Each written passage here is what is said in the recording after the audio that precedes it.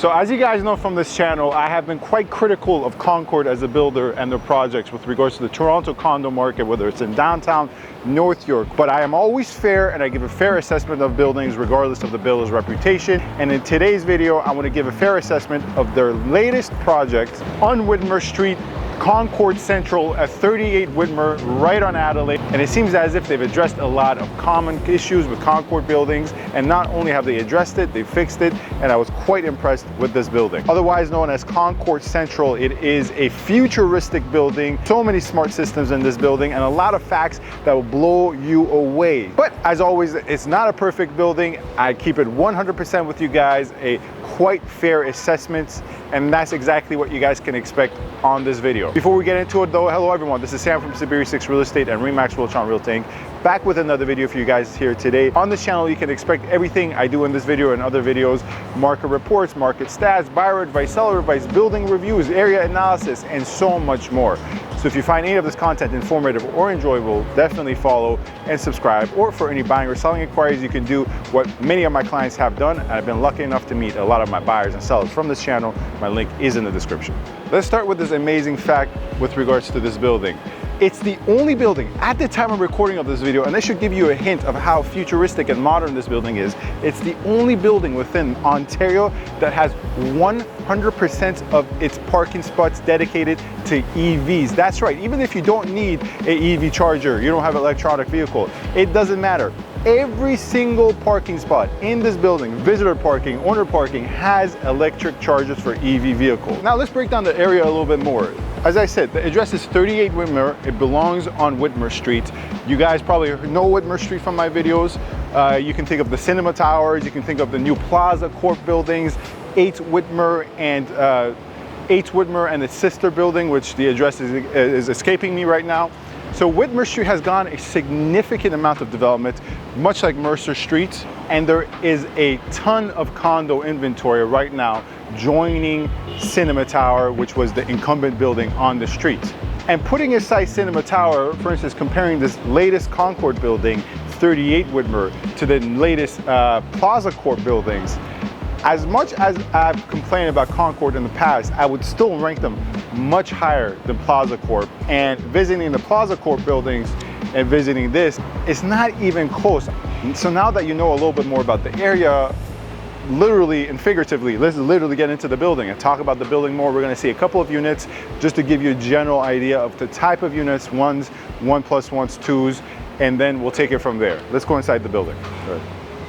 So when I said this is a futuristic modern building, I was not exaggerating. One of the coolest facts, besides the fact that every single spot has an EV charger, regardless of whether you need it or not, is the fact that it has a cool storage for food delivery. See, more than ever, people are ordering groceries, foods that need to be refrigerated, and on a first come, first served basis, on the lobby floor, this building has a cool storage facility. Let me show you. You simply reserve a spot, get an automated text, insert the code from the automated text into the system. Your cool storage locker opens for your groceries. Now, this is very obviously innovative and cool, but since this building is new, people have complained that this is sometimes a little bit faulty. Nonetheless, this is to be expected with new buildings. There's going to be hiccups in the first year.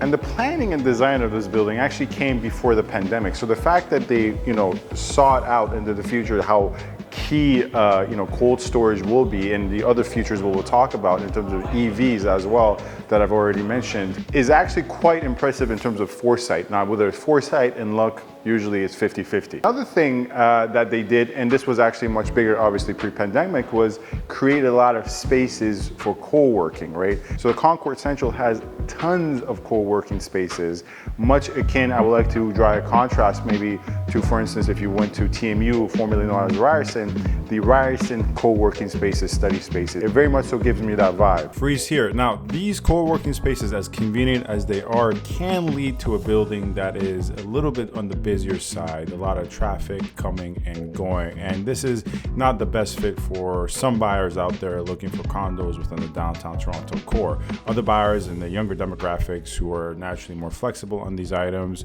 sure. But naturally speaking, due to the co-working spaces, you can expect to see a lot of people. This is not a low to the ground boutique, quiet, low-key building.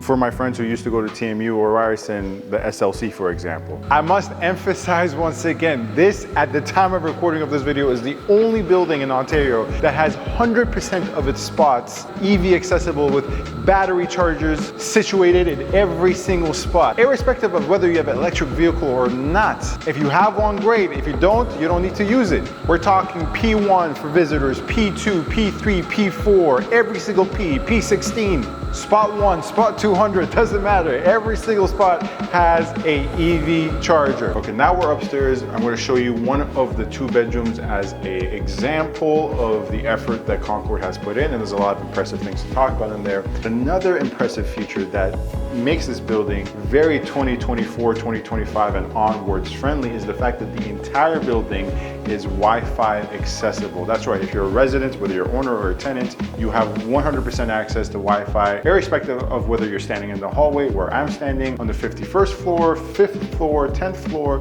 even P1, P2, P3, P4, all the co-working spaces, the gym, all have 100% Wi-Fi connectivity for the owners and residents. Of course, that Wi-Fi connectivity does not extend into your unit, but in the amenities, common areas, underground parking, storage facility, 100% Wi-Fi accessible. So now let's look at one of the units, for example. This is a 2-bedroom unit we're going to take a look at as an example. I'm going to break down inside the unit small features that really show how much effort Concord put into this building. Let's go.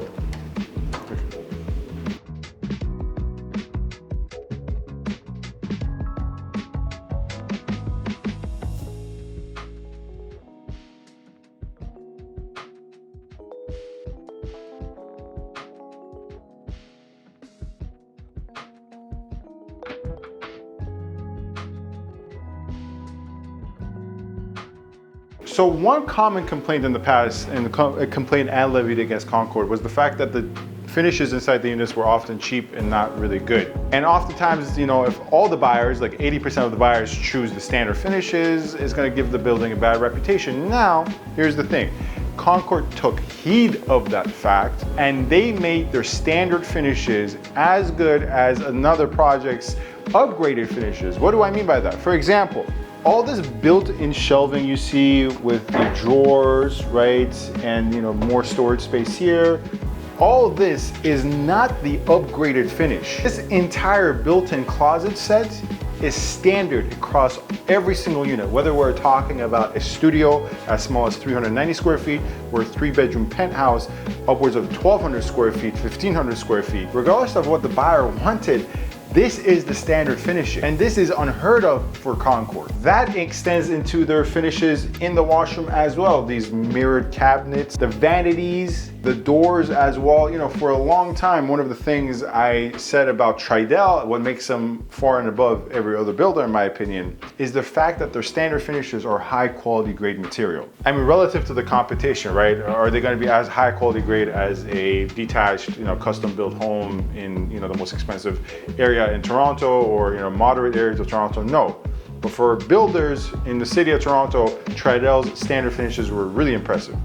Well, Concord has definitely tried to match that energy with this project, and they've made that effort. Now, I made a lot of mention of the finishes. Once again, Concord has put tremendous effort. But in terms of layout, and I just showed you the 2-bedroom, you guys just probably saw the 3-bedroom one. This is a 3-bedroom corner unit. The layouts are, I would probably have to say, average to slightly above average. Obviously, in the lower price points, the layouts are going to be the cookie cutter layouts. But compared to previous Concord buildings, here I would say the layouts are quite nice. But of course, once again, this is a 3-bedroom corner unit. It's not cheap by any means. As a matter of fact, this building has been selling around anywhere from $1,200 to $1,500 per square foot, depending on the unit size, parking, and such. But one more feature I wanted to show you that Concord has made available, as a matter of fact, across this building for 95% of the unit. The highest floor units don't have this, but 95% of the units have this as a standard feature, once again, not an upgrade. Come cameraman so I can show the nice people.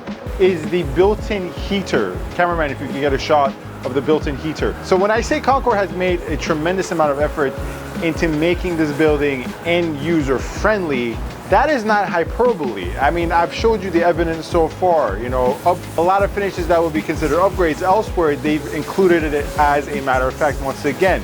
And the beauty of this is you get to enjoy your balcony during and the beauty of this feature for this building is that people will get to enjoy their balcony during the winter months. And of course, it's not free of use, right? It does go into your maintenance and your hydro bill. But a lot of buildings don't have this feature. And once again, this is included as a standard feature across every single unit. Now, as I told you guys up front, I always give you the pros and cons and my assessments are always fair. Let me highlight a couple of qualities that could be a bit better or might be disappointing to certain buyers. For example, this building is pretty low for the size of the building and the location on amenities spaces. So they have all the basic amenities, obviously, party room, terrace, gym. They even have a golf simulator, which is pretty cool, a pool.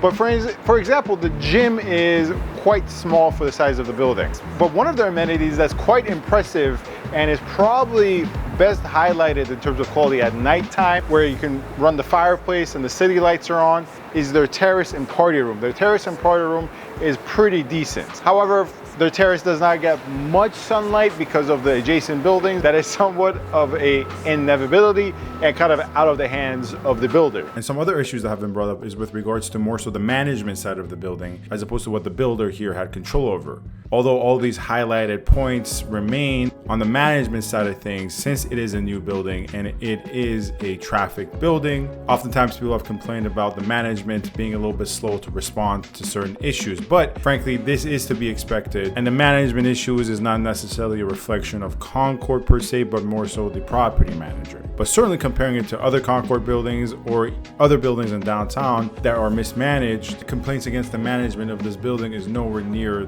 the complaints and issues in terms of extremity of those other buildings. Now, another attribute, another aspect of this building that I think could be a little bit better, but once again, this is not a issue specific to this building. Honestly, with new building space is so confined and scarce that this is probably going to pop up with other new buildings in downtown as well. But I have to make mention is that the underground parking entrance is quite narrow.